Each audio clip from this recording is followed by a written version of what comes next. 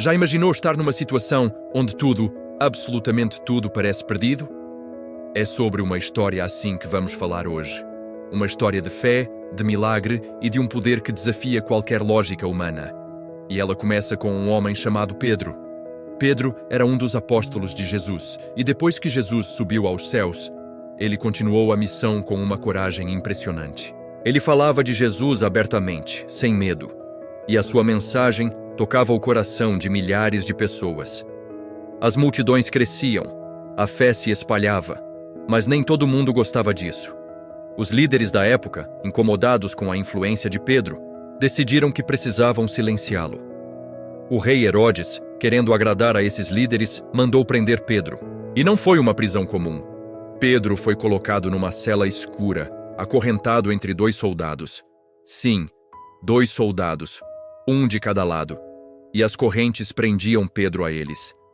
Além disso, havia guardas em cada porta, vigiando dia e noite.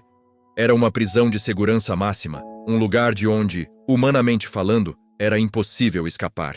Aos olhos do mundo, a sentença de Pedro já estava decretada. Seu fim parecia certo.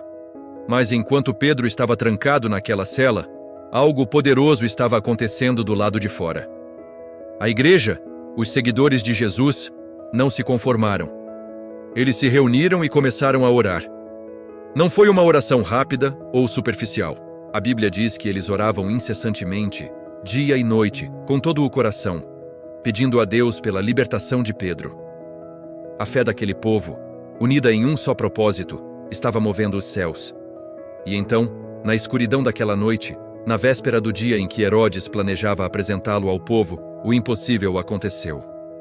Uma luz brilhante, celestial, invadiu a cela de Pedro.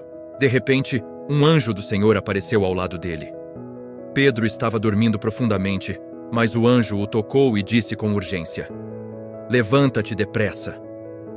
No mesmo instante, as correntes que o prendiam aos soldados simplesmente caíram de suas mãos. Sozinhas. O anjo continuou: "Veste-te e calça as tuas sandálias." Pedro obedeceu, ainda meio atordoado, sem entender direito o que estava acontecendo. Ele pensava que talvez fosse um sonho, uma visão. O anjo então disse: "Segue-me." E Pedro o seguiu. Eles passaram pelo primeiro e pelo segundo postos de guarda e ninguém os viu. Os soldados, os guardas, pareciam estar num transe, completamente alheios ao milagre que se desenrolava bem ali. Quando chegaram ao portão de ferro, o portão principal que dava para a cidade, a porta se abriu sozinha, rangendo para dar passagem. Pedro e o anjo atravessaram a rua e, de repente, o anjo desapareceu. Foi nesse momento que Pedro caiu em si. A brisa da noite tocou seu rosto, ele olhou ao redor e percebeu que não era um sonho, ele estava livre.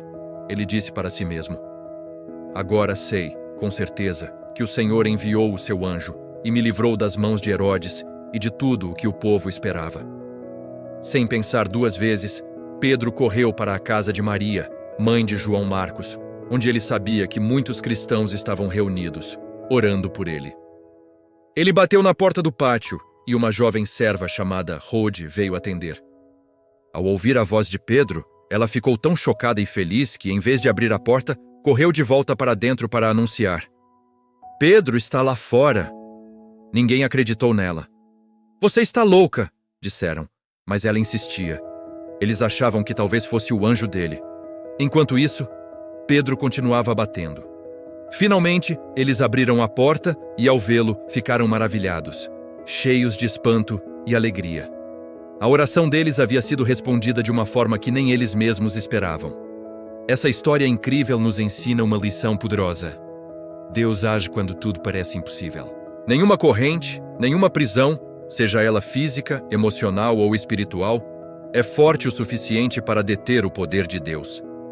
A libertação de Pedro é a prova de que Deus ouve as nossas orações e abre portas que ninguém pode fechar. Talvez hoje você se sinta preso por alguma dificuldade, por alguma situação que parece não ter saída. Lembre-se de Pedro.